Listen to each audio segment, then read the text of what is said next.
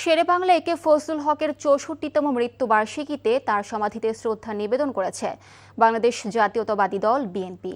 সকালে ঢাকা বিশ্ববিদ্যালয়ের দোয়েল চত্বরে ৩ নেতার মাজারে শেরেবাংলা একে ফজলুল হকের সমাধিতে শ্রদ্ধা নিবেদন করেন বিএনপির স্থায়ী কমিটির সদস্য নজরুল ইসলাম খান ও সিনিয়র যুগ্ম মহাসচিব অ্যাডভোকেট রুহুল কবির রিজভী।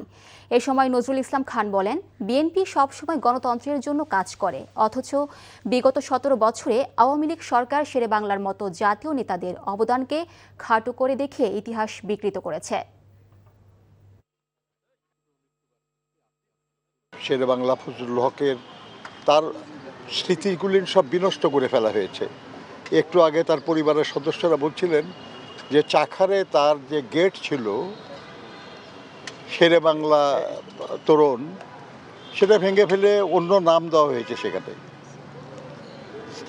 এটা রাজনৈতিক আচরণ নয়, কিন্তু করা হয়েছে।